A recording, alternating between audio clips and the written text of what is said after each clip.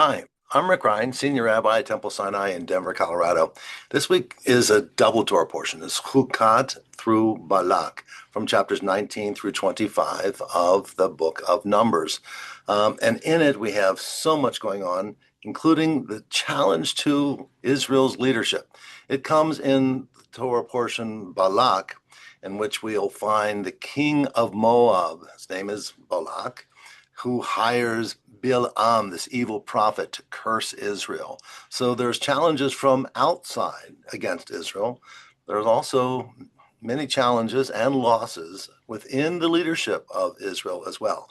The timing is in the 40th year after the Exodus, and the children of Israel, after all of the time in the Sinai Peninsula, are finally on the border of the Promised Land. Now the leaders are, of course, getting up in age and losing a great deal of their patience and their temper, unfortunately, and also their health. It turns out that at this week's Torah portion Torah portion Chukat, we learn of the passing of Miriam. Miriam is the sister of Moses and of Aaron.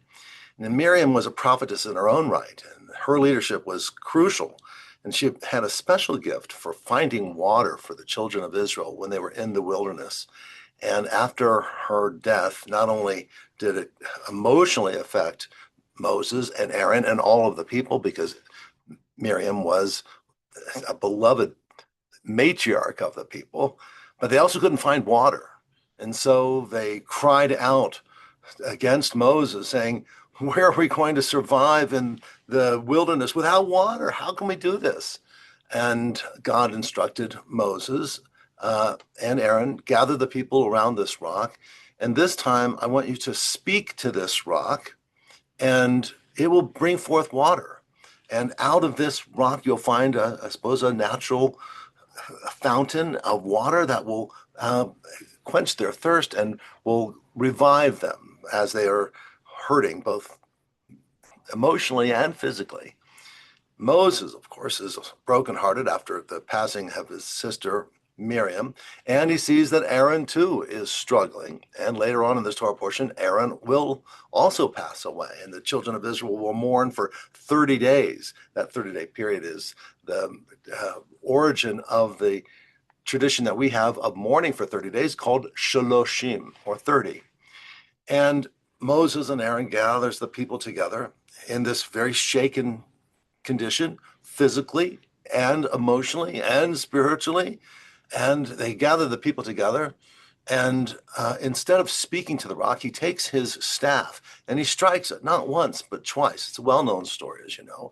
And he says, Shim'una hamorim, listen up, you rebels, right? Making the children of Israel as if they were guilty somehow for complaining. They couldn't find water. And God had said, just speak to the rock. It will bring forth water. And instead, Moses struck it twice. Shim'una hamorim min hasela hazeh notzi lechem mayim. Is it possible that we, Aaron and Moses, we can bring forth water from this rock? And he struck it twice, and the water came out as if it was Moses' own strength and power that brought forth the water. Well, of course, the children of Israel were able to quench their thirst, but God saw that Moses now was so desperate to hold on to his leadership, because he had been a leader for all this time, 40 years in the wilderness, and even before that against Pharaoh, that he was now doing whatever he can to hold on to that power when he should have just understood the complaints of the people and made the appropriate adjustments and certainly have more patience. But Moses didn't have that. Again, maybe it was because of his emotional hurt and the loss of his sister Miriam, or seeing that his brother Aaron is on his last days. Regardless, it was a signal that God said to Moses that you will no longer be able to lead this people. It's proven now that you no longer have what it takes to be a patient shepherd for this people.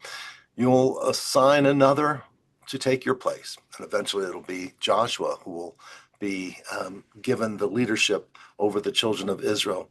But it's a sign for all of us, because we're in a time of an election, of primaries, and looking at national and international affairs and looking at leaders, some of whom have been in power for a long, long time, and who may have had great days of leadership, but also are showing in most recent times floundering and even doing things that seem to be that they are holding on to power for their own good, for their own ego, for their own agenda, and not for that of the people.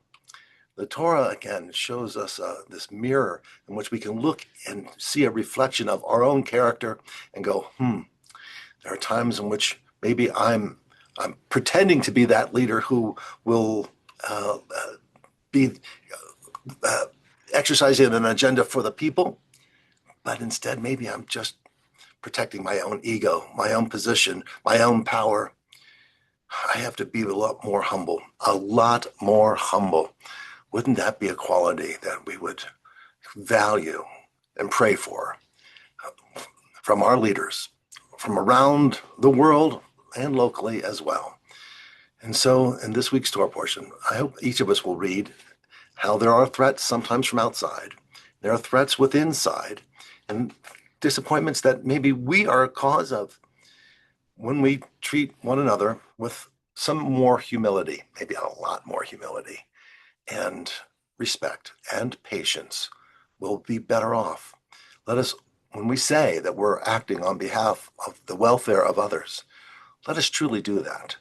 And let us realize that sharing the word and sharing a position of influence and of responsibility is the best leadership of all. Shabbat Shalom.